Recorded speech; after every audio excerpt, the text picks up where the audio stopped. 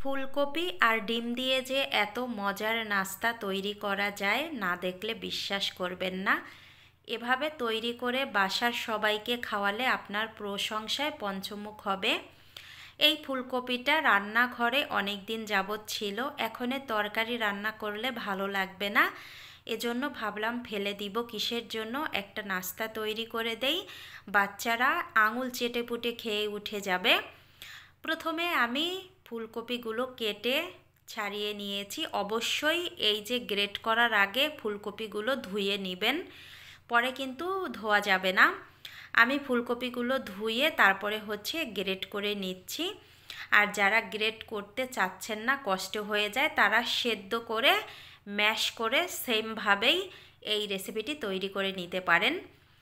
সবগুলো গ্রেট করা হয়ে গেছে, দেখেন একেবারে বোঝাই যাচ্ছে না এগুলো ফুলকপি।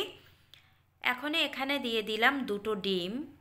ডিম দেওয়ার পরে আমি এখানে প্রায় 1 কাপের মতো দিয়ে দিলাম পেঁয়াজ কুচি, তারপরে দিয়ে দিলাম ধনিয়া পাতা কুচি। এবার স্বাদ মতো লবণটা দিয়ে দিলাম। লবণটা দেওয়ার পরে এখানে আমি হলুদের গুঁড়া দিয়ে দিলাম। এবার দিয়ে দিলাম মরিচের গুঁড়া। আর চাইলে আপনারা এখানে কাঁচা মরিচও ছোট ছোট করে কেটে দিতে পারেন, যেহেতু আমি আমার বাচ্চাদের জন্য তৈরি করছি, বেশি ঝালটা দিব না। এখানে দিয়ে দিলাম জিরার গুঁড়া, ধনিয়া গুঁড়া আর সামান্য পরিমাণে একটু চাট মশলা, আদা বাটা, রসুন বাটা দিয়ে সব কিছু হাত দিয়ে ভালোভাবে আগে মাখিয়ে নিতে হবে। এখানে আদা বাটা, রসুন বাটার কালারটা একটু লাল দেখাচ্ছে, আমি একসঙ্গে টমেটো দিয়ে পেস্ট করেছিলাম, সেখান থেকেই আমি 1 চামচের মতো দিয়েছি, এজন্য আমি সব কিছু একসঙ্গে মিশিয়ে নিয়েছি। তারপরে এখানে দিয়ে দিলাম চালের গুঁড়া। আপনারা এখানে চালের গুঁড়া আর বেসন একসঙ্গে দিতে পারেন, তবে আমি আজকে বেসনটা দেইনি। চালের গুঁড়াটা ভালোভাবে মিশিয়ে নিব। আগে থেকে জল দিতে যাবেন না, যখন দেখবেন যে একটু জলের প্রয়োজন হয় তখন জলটা দিবেন। এই তো আমার সব কিছু ভালোভাবে মাখানো হয়ে গেছে। এরকম গোল করে তারপরে একটু চ্যাপ্টা করে দিতে হবে। 1 হাত দিয়ে চ্যাপ্টা করতে যাবেন না, প্রথমে 2 হাত দিয়ে গোল করে চ্যাপ্টা করে দিবেন, তাহলে সুন্দর শেপ আসবে।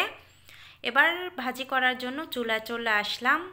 প্যানে আমি তেল বসিয়ে দিয়েছি, তেলটা আমি মিডিয়াম হিটে গরম করে নিয়েছি। এখন এক এক করে আমি বড়ার শেপে দিয়ে দিচ্ছি। আর এই বড়াগুলো কিন্তু আমি 2 হাত দিয়ে তৈরি করে নিয়েছি, তাতে সুন্দর একটা শেপ চলে আসবে, এক হাতে সুন্দর শেপ আসবে না।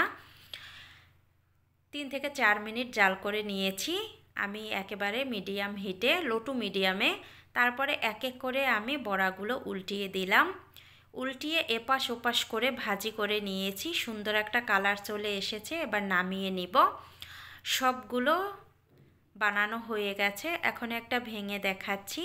এটা কিন্তু সস দিয়ে খেতে দারুণ লাগে, আপনারা বাসায় ট্রাই করে দেখবেন।